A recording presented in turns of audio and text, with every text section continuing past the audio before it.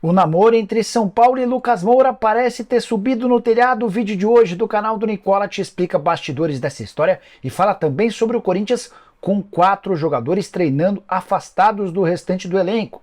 Já no Palmeiras, quero te contar se de fato Leila Pereira se distanciou, rompeu com a Mancha Verde, que até outro dia a apoiava, mas houve um desentendimento. O vídeo ainda vai contar sobre Gilberto, o atacante que está muito perto de virar reforço do Cruzeiro, com direito a malas sendo arrumadas. Preciso te atualizar sobre as zebras da quarta-feira pelos campeonatos estaduais. Tem ainda informação importante sobre patrocínio, Master no Atlético Mineiro, as últimas do mercado, bastidores, finanças e muito mais.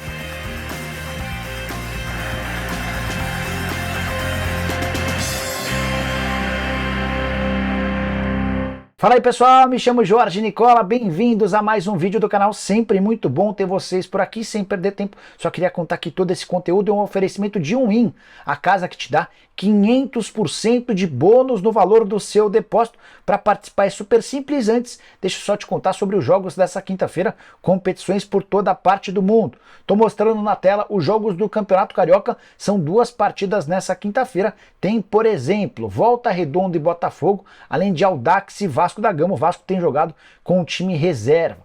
Já no Campeonato Paulista, outras 2 partidas, Ferroviária e São Paulo, Botafogo de Ribeirão Preto e Palmeiras, os grandes jogam fora de casa. Apesar disso, vou fazer uma aposta dupla, imaginando que o São Paulo e o Palmeiras vençam. Cotação dessa dupla é de R$ 2,63, estou colocando R$ 250 para voltarem R$ 658. Curtiu? Então vem se divertir comigo na Win. Para participar é super simples, só pegar o link que está no comentário fixo, já faz seu cadastro e não esquece de usar o código bônus, que é Nicola500, para ter mais de 500% de bônus no valor do seu depósito. Por falar em depósito, você pode usar Pix, PicPay, transferência bancária, entre várias outras funções. Bora se divertir na Win. Bora começar o vídeo com o tradicional giro de notícias, e a primeira informação é sobre a recepção do torcedor do Corinthians na Neoquímica Arena em relação a Ángel Romero. O atacante paraguaio reestreou nessa quarta-feira na vitória do Timão por 3-0 contra o Água Santa, e o Romero foi ovacionado pelo torcedor alvinegro no estádio. Comportamento bem diferente nas redes sociais, onde quase sempre o paraguaio é vítima de muita gozação até dos próprios corintianos. Bora te contar que o Botafogo de Ribeirão Preto anunciou que já vendeu mais de 14 mil ingressos para o confronto contra o Palmeiras nessa noite em Ribeirão Preto. Bora contar ainda que a Lusa conseguiu nessa quarta-feira seu primeiro ponto no Campeonato Paulista, empate 1-1 com o Ituano, com direito a drama. O gol da Portuguesa só foi marcado aos 54 do segundo tempo em cobrança de Daniel Costa. Lusa havia perdido na estreia para o próprio Botafogo de Ribeirão Preto em São Paulo, no Canindé. Para fechar o giro de notícias, a torcida do Crystal Palace mostrou faixas contra John Textor, o dono do Crystal Palace e também do Botafogo.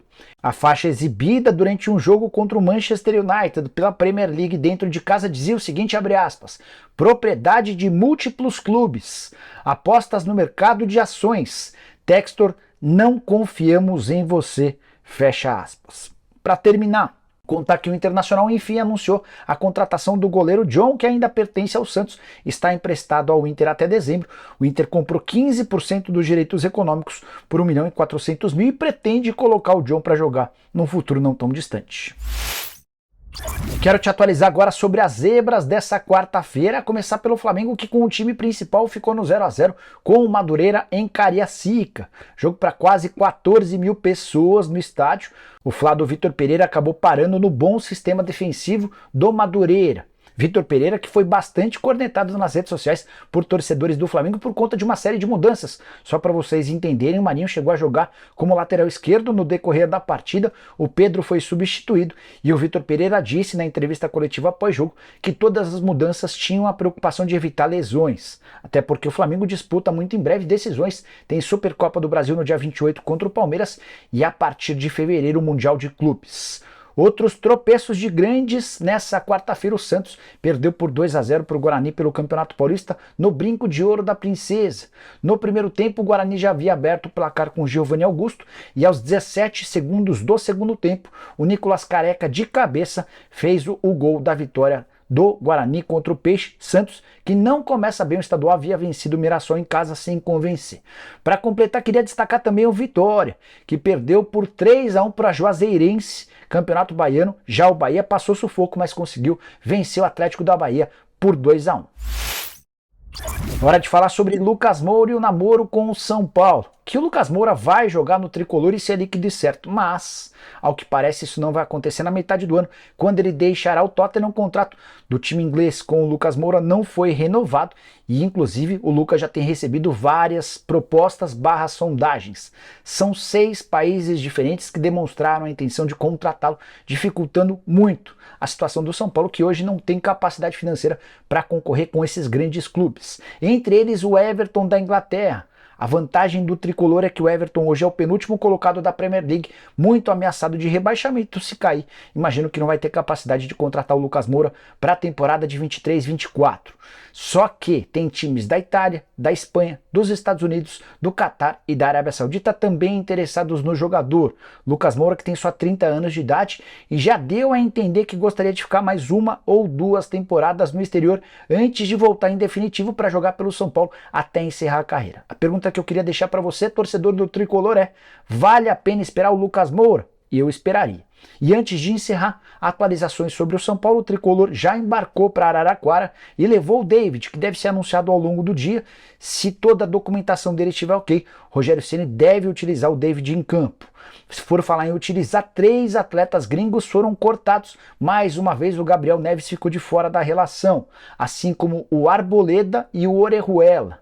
Já o zagueiro argentino Alan Franco e o volante Yaxson Mendes, já registrados no bid, ficam à disposição do Rogério Ceni e podem fazer sua estreia logo mais.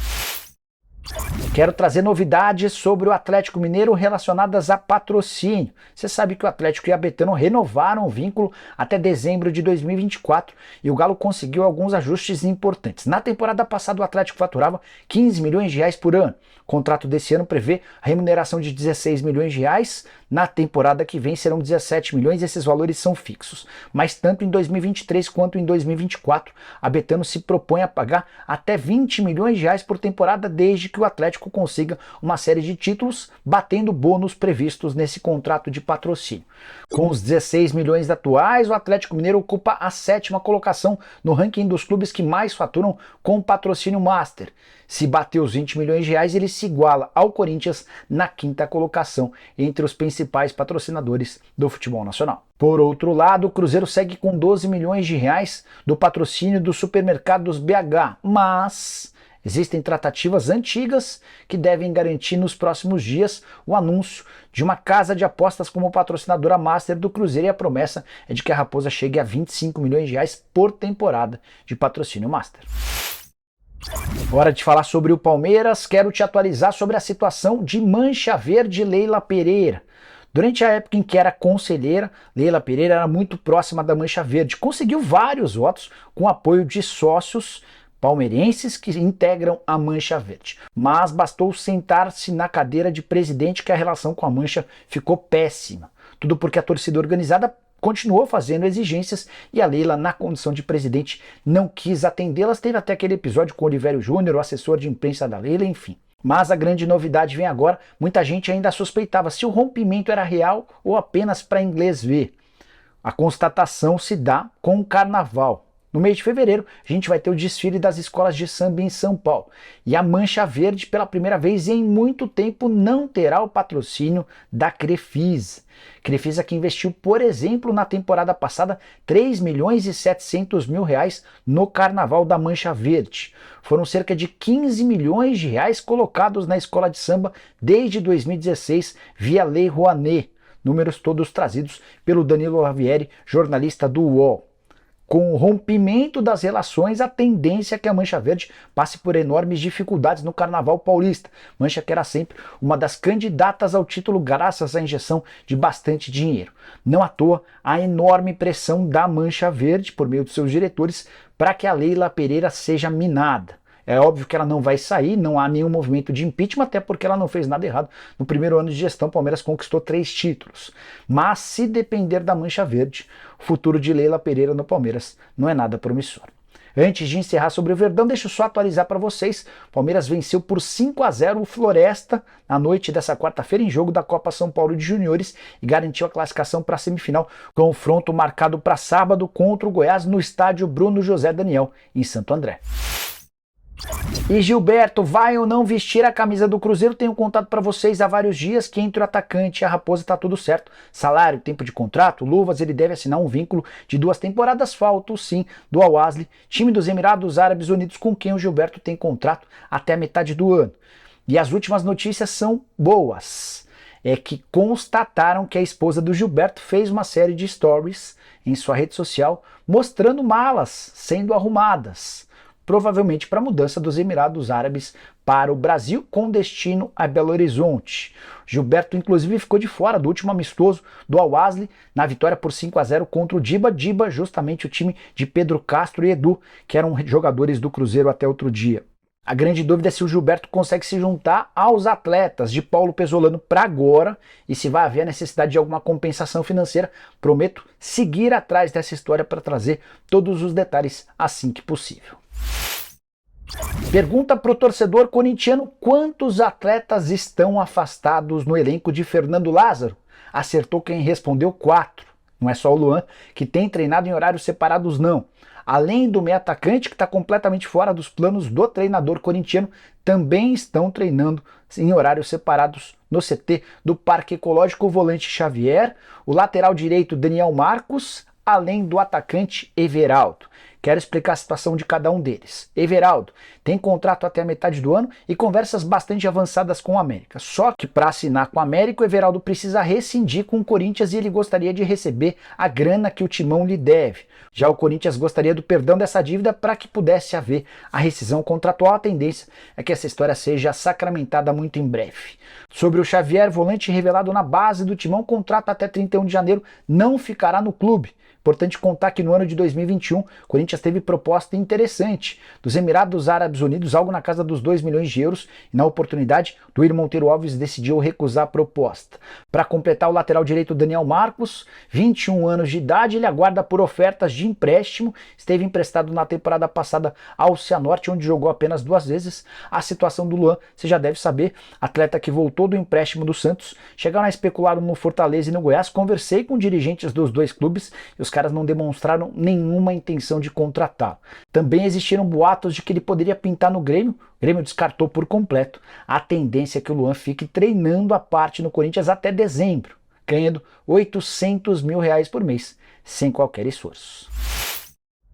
E você curtiu o vídeo? Então não esquece de deixar like, de se inscrever no canal. A gente se encontra à tarde com mais um vídeo. Tem também programa do Nicola a partir das 19. Abraço, tchau!